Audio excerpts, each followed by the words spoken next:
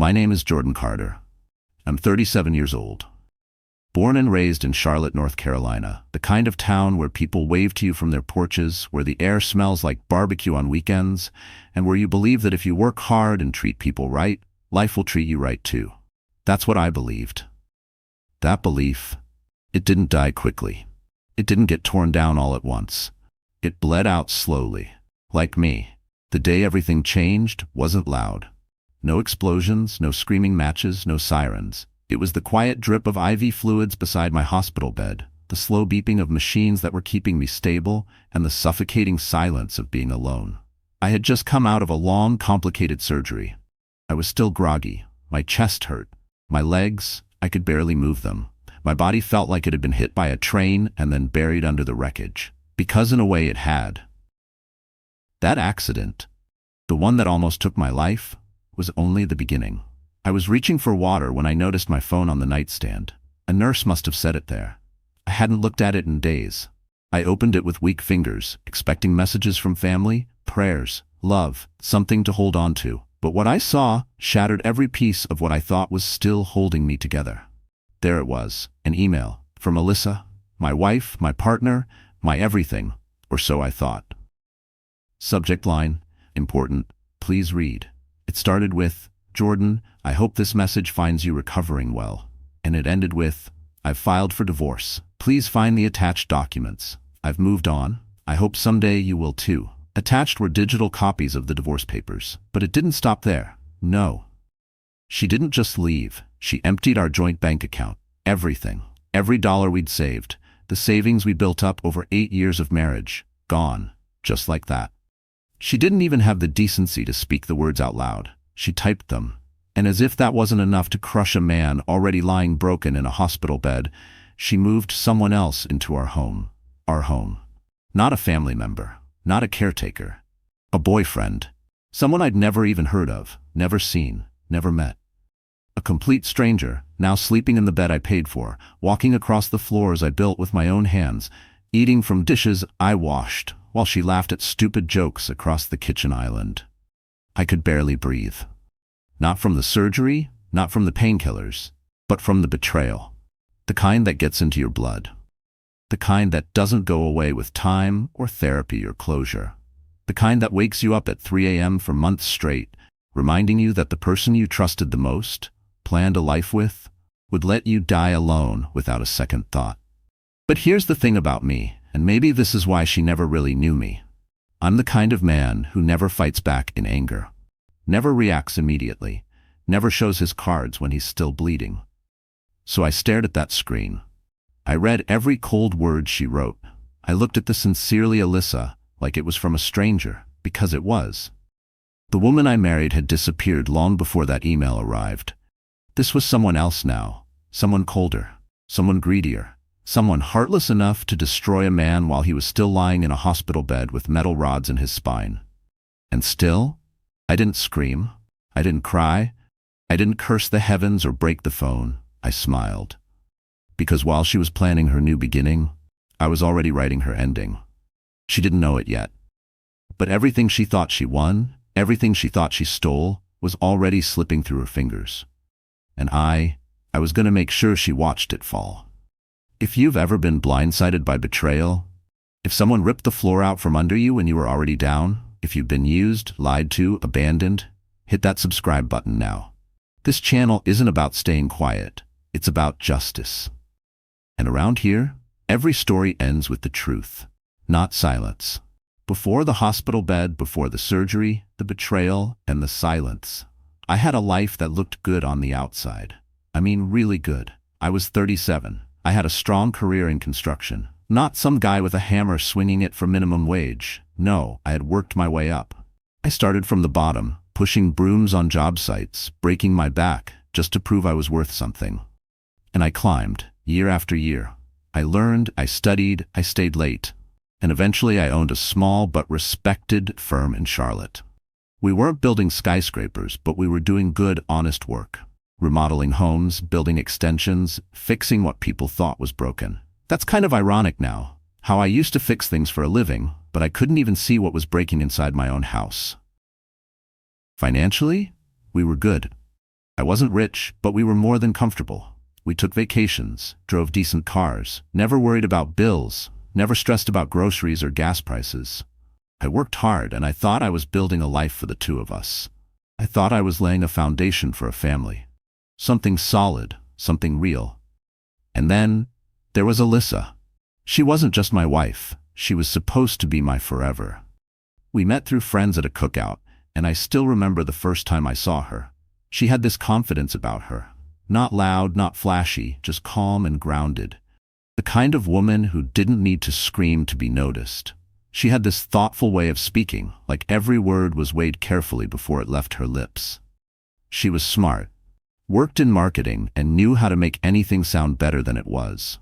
I guess that should have been a red flag in hindsight, but back then, I saw it as grace. She was supportive too, at least that's how it seemed. Always asking about my job, bringing me coffee when I worked late at my desk. She remembered birthdays. She laughed at my dumb jokes. She helped my mom with errands without me asking. To everyone around us, she was the ideal wife, and for a while, I believed it too. 8 years we were married. Not a perfect date, but steady. We bought our dream house together, a 2-story with a porch swing she picked out and a garden I swore I'd get to someday. We painted the guest room blue, thinking one day it'd be a nursery. We had matching towels with our initials on them, and Friday night pizza was our thing. We had routines, we had inside jokes, we had plans. Big ones. We talked about traveling more. Maybe Italy, maybe Japan. We talked about starting a family, getting a dog first, then a baby. She liked the name Elias for a boy. I leaned more toward Nathan. We disagreed on paint colors but always met halfway. That was our life. It wasn't flashy, but it felt safe. It felt like home. And I worked for that. Every day. I came home tired but grateful.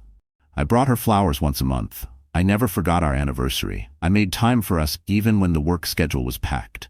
I honestly thought I was doing it right. I believed I had a partner. A teammate. Someone who was walking beside me, facing life hand in hand. But you know what they never tell you? You can walk side by side with someone for years and still be the only one moving forward. I didn't know it at the time, but Alyssa had stopped walking long ago. She was just keeping pace enough for me not to notice. Smiling enough to keep the mask in place. Pretending just enough to keep my trust on autopilot. And I fell for it. Completely. I built a life around someone who had already packed her bags emotionally. I thought I had stability. I thought I had love. I thought I had something real. Turns out, I had a fantasy that I was funding. I thought I had a teammate. Turns out, I was playing alone. They say your life flashes before your eyes when you're about to die. But for me, it didn't happen like that. It wasn't a flash. It was a slow, painful awareness. One moment, I was standing on solid ground, giving instructions to my crew. The next moment, the ground was gone, and I was falling. Not just physically, but into a whole new version of my life I never asked for. It was just another job. A routine site inspection. We were working on a commercial property downtown, reinforcing an old warehouse. I'd done it 100 times before. Check the scaffolding, test the beams, walk through with the client. Simple. Until something cracked. I don't even remember the sound clearly. It was more like a deep rumble under my boots.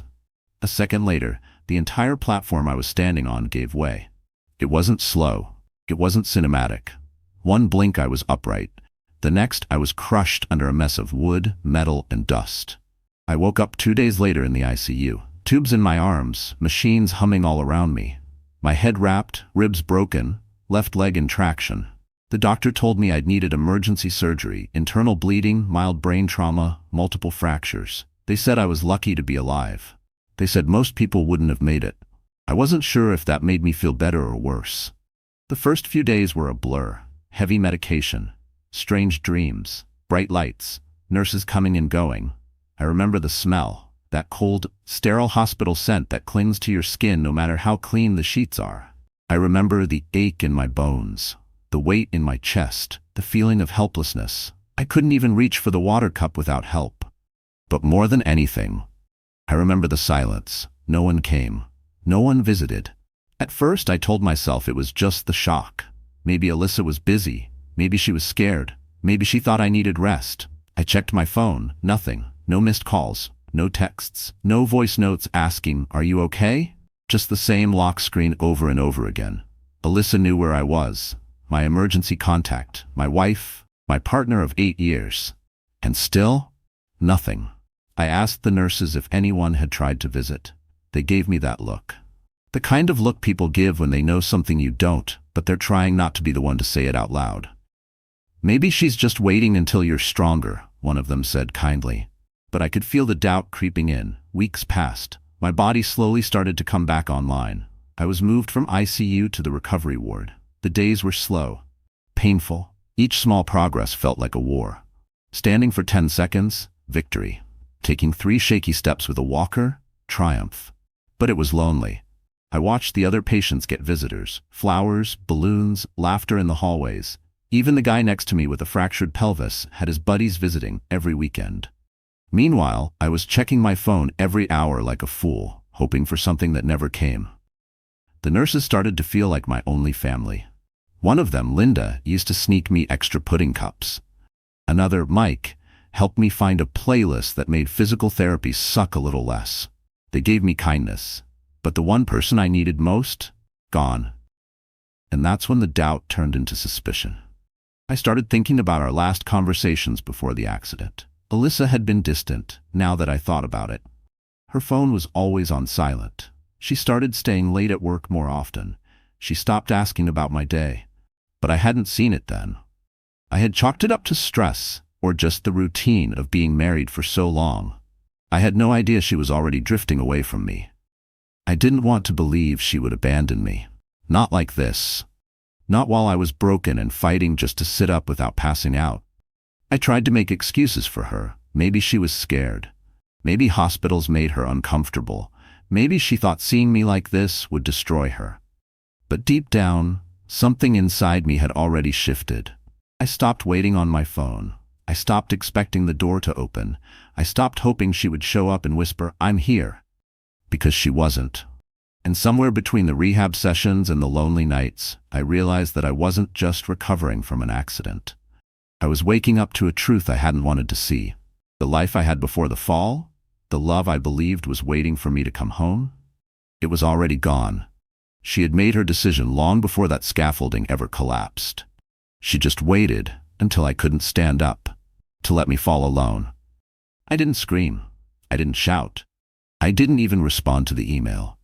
After reading what Alyssa sent, after learning that the woman I shared a life with had taken our money, claimed our house, and filled my spot with another man while I was still learning how to sit up without passing out, I simply closed my eyes. I didn't do it to pray or to cry. I just needed to shut the world out for a second. Because what was rushing through my body wasn't rage. It was something colder. Something sharper. It was focus. You see, when you're truly broken, not emotionally bruised but physically shattered, you start seeing life a little differently. Everything slows down. You stop caring about small talk, drama, even comfort. All that matters is survival.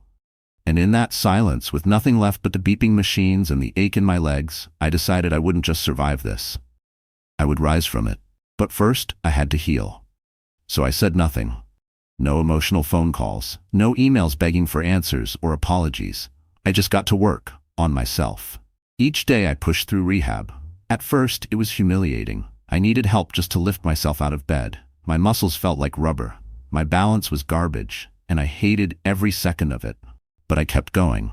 Every stumble, every failed attempt to move my legs a little faster, I took it as fuel. My physical therapist said I was progressing faster than expected.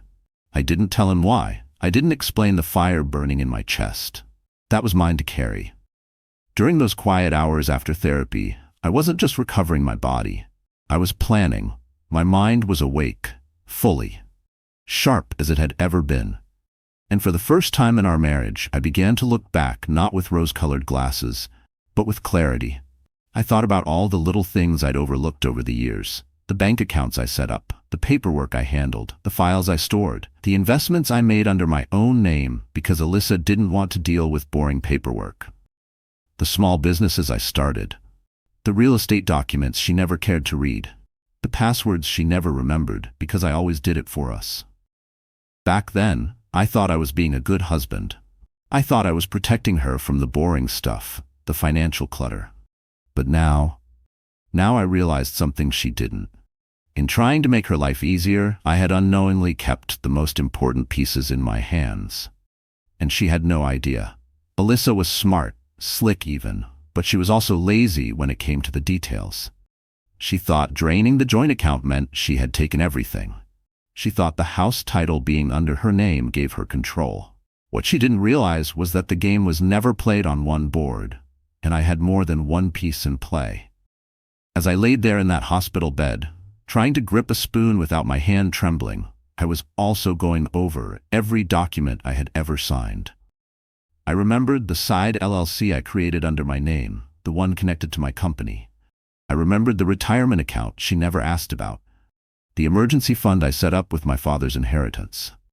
Even the land I bought out in the countryside years ago as a just-in-case investment, all untouched, all untraceable by her. She emptied our bank account, yes, but she didn't know about mine. She took our house, but she didn't know the mortgage had a silent partner clause I'd slipped in for business protection. She thought I was weak, broken.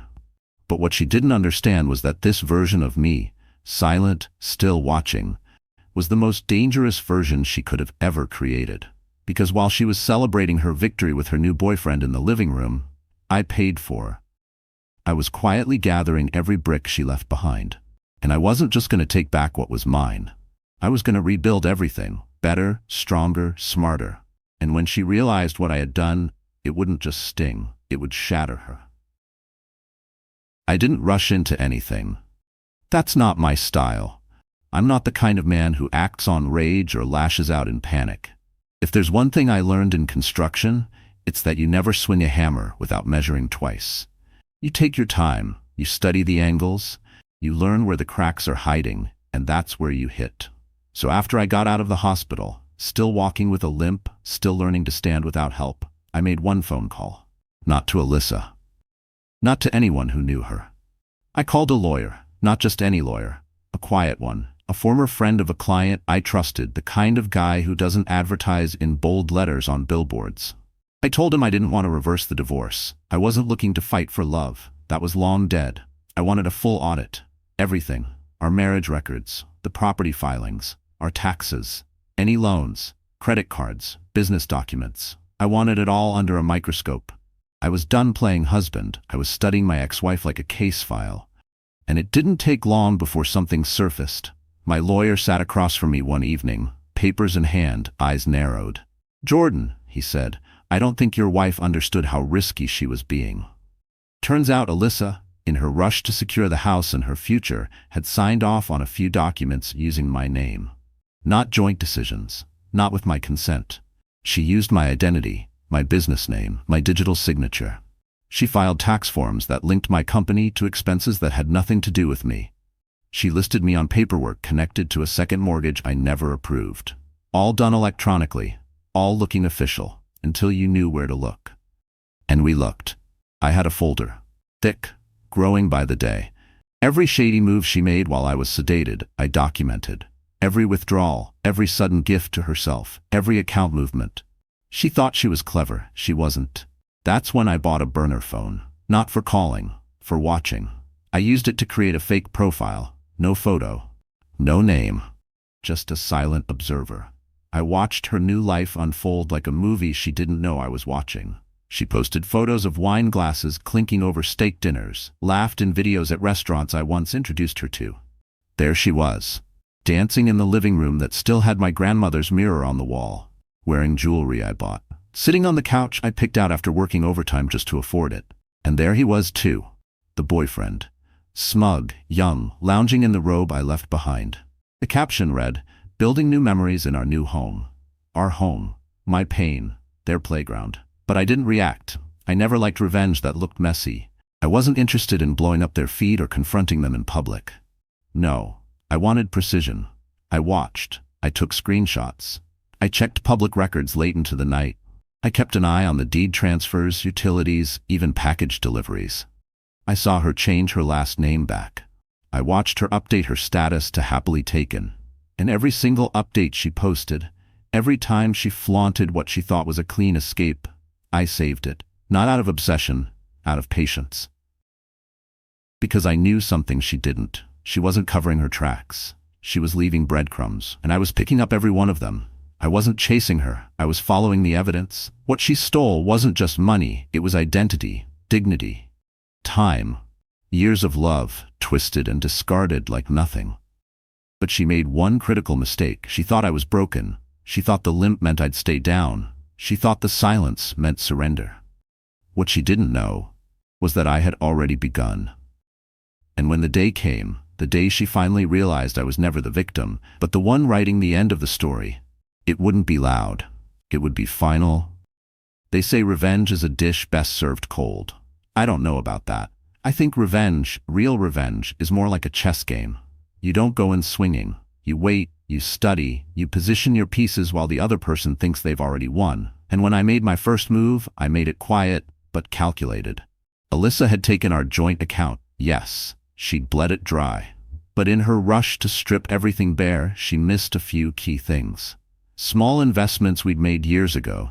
Things she had no interest in because they weren't exciting, weren't flashy, didn't have immediate returns. Real estate partnerships. A silent equity share in a small construction tech startup. An old stock account tied to an email she no longer used. These weren't things she thought to look for. And that's where she messed up. You see, while she moved fast and loud, I moved slow and quiet. I had my lawyer file paperwork to freeze those assets. Not permanently, just long enough to shake her foundation. One morning she logged in to check one of the old accounts, the one we used to joke about as our retirement cushion. Frozen, locked. She texted a mutual friend that week, not me of course, complaining that she couldn't access some of her money. She was stressed, confused. I could picture her pacing the living room I once called mine, probably accusing her new boyfriend of messing something up. That was strike one, just the beginning. Next, I contacted her landlord, quietly, anonymously. You see, after she took the house, she told everyone she owned it now. What she didn't mention, and what most people didn't know, was that while her name was on the front paperwork, mine was still attached on the back end. Technically, I was still a co-owner, not by her choice, by oversight. She filed for divorce, but never followed through with the property transfer correctly. She assumed that since she lived there and changed the locks, that was enough. It wasn't. I found the property management company that handled our home. I sent them a clean, legal letter. No drama, no threats. Just a quiet note informing them that I still retained ownership rights and that I did not approve of any lease transfers, unauthorized residence, or subletting agreements. They called her the next week. She had to provide proof of ownership. And guess what? She didn't have it. The panic started to spread. Then came the boyfriend. This guy, this smug, smirking idiot who thought he'd won the jackpot by landing himself a woman with a nice house and free money, was already walking around like a king. Posing in gym selfies with captions like "hustle hard, relax harder," all while sitting in my leather chair. Well, it turns out people like him don't cover their tracks very well. I had a tech friend do some digging, completely legal, just a little data tracing, a few public emails, a couple of cross-referenced job listings. It didn't take much. Turns out he worked at a local auto finance firm. Nothing huge, but big enough that their HR cared about company image. I created a fake email, sent a message to his manager, attached screenshots from his Instagram and Facebook. Photos of him flashing stacks of cash, sipping whiskey, and boasting about how he was winning at life thanks to his new situation. No threats, no slander, just screenshots and one simple question. Is this the kind of image your company supports? He was fired within a week. Alyssa went from sipping wine in my kitchen to scrambling to cover rent. The investments were frozen. The house was in dispute. The boyfriend was unemployed. I didn't have to touch her. I didn't raise my voice. I let her own lies cave in on her. And while she scrambled, confused, wondering how everything was slipping through her fingers, I stayed quiet. Not because I was done, but because this was only the first move.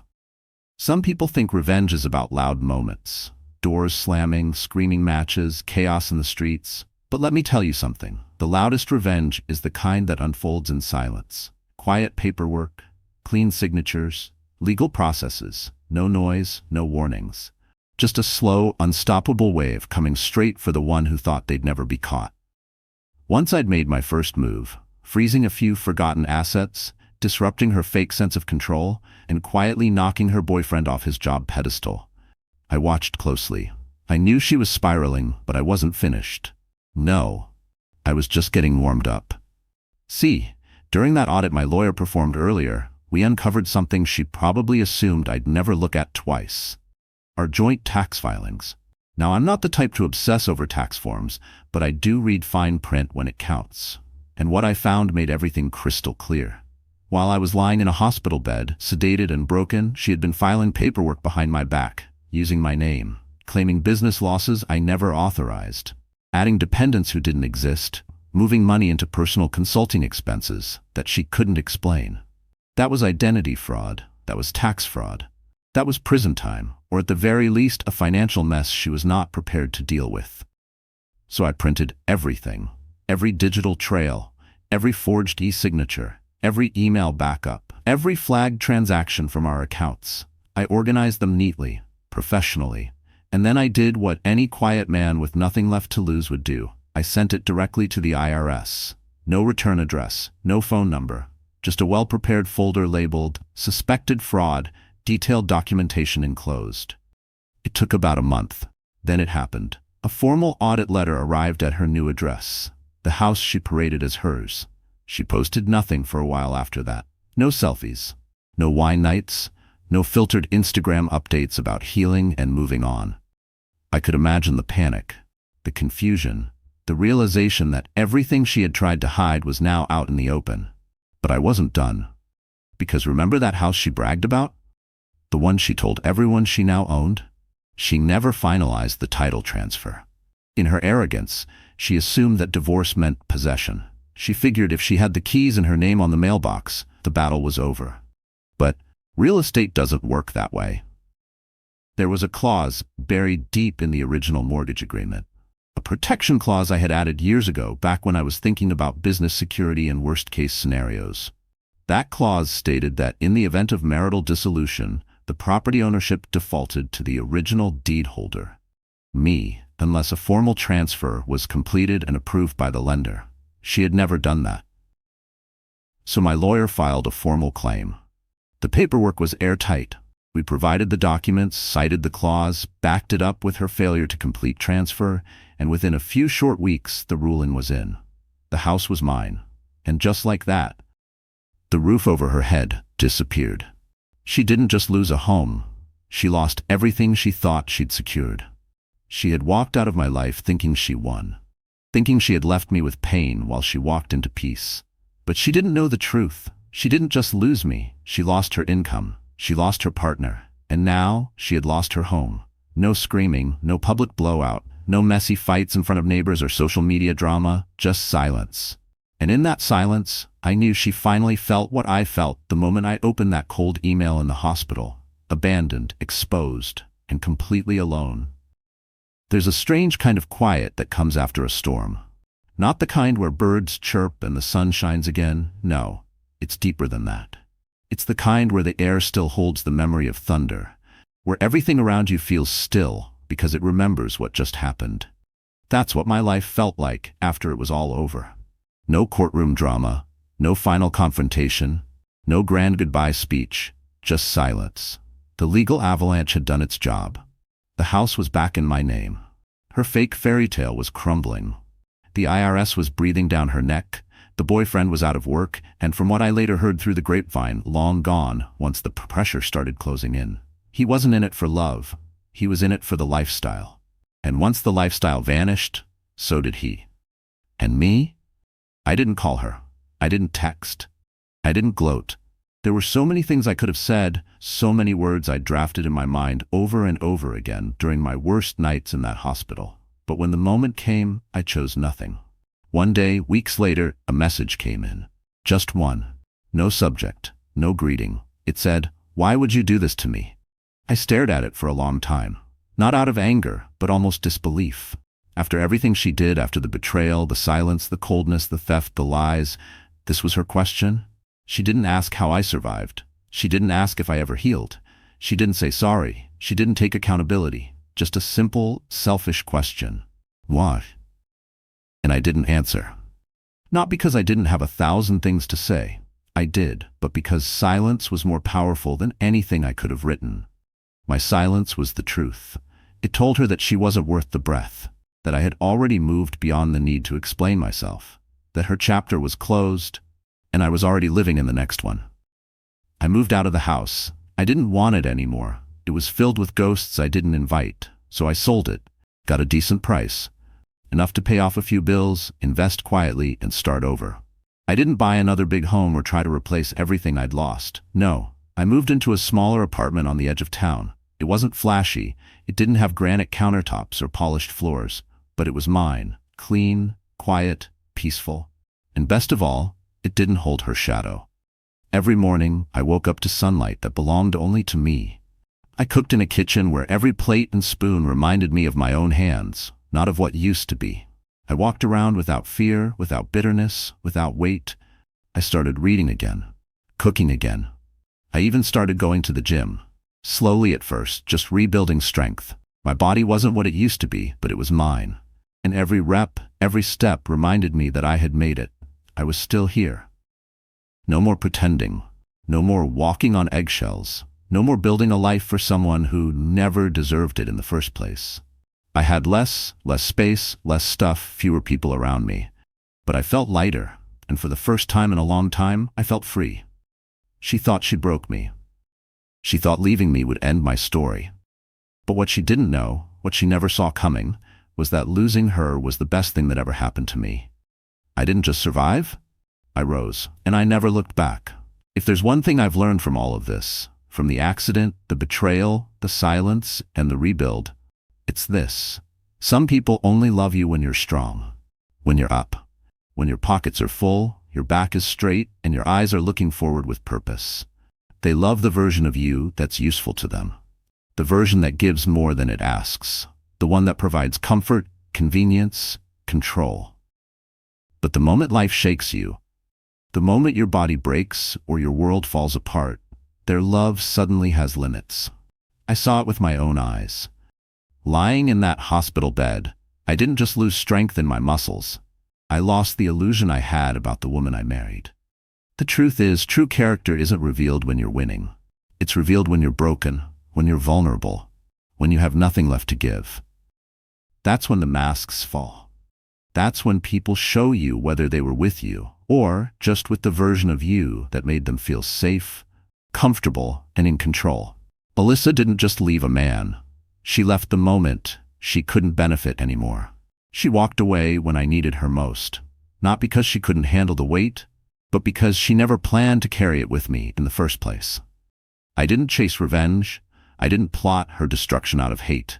I returned clarity. That's what it was. She gave me freedom when she left. What she didn't expect was that I'd use that freedom, that I'd build from it, that I'd come back stronger, wiser, and more aware of who I really was without her. And I made sure, without yelling, without threats, that she would never take advantage of me again. Not legally, not financially, not emotionally. She took my pain and turned it into power without realizing it. And now on the other side of everything, I don't carry hate. I carry lessons. I don't wish her pain. I simply wish her the truth. The kind of truth she can't run from. The truth she sees when she looks around at the empty space where love used to be and realizes I was the real thing. And she threw it away. Let me ask you something. Have you ever been abandoned at your lowest? Not just left behind, but forgotten. Like you were nothing? Have you ever reached for someone you trusted, only to find silence where love used to live? It doesn't matter if it was a spouse, a friend, a family member. That kind of pain, the kind where you're weak, vulnerable, and holding on with shaking hands, it cuts deeper than anything else. Because it's not just about the loss. It's about what it reveals. That moment when you realize you were carrying a relationship alone. That moment when the person you thought would stay is already gone. That moment when your eyes open and everything you thought was real falls apart in front of you. Now, ask yourself, what would you have done? Would you have fought back right away? Would you have collapsed under the weight? Would you have forgiven and moved on? Or would you have rebuilt your life in silence and let the truth speak louder than revenge ever could. Drop your thoughts in the comments. I want to hear your story. Because this channel, it isn't just about revenge, it's about justice. It's about clarity. It's about rising from the ashes while the world watches and saying, I'm still here. If you felt that ending, if you know what it's like to be betrayed and still rise without burning everything down, hit that subscribe button. More stories like this are coming, and every single one ends with justice.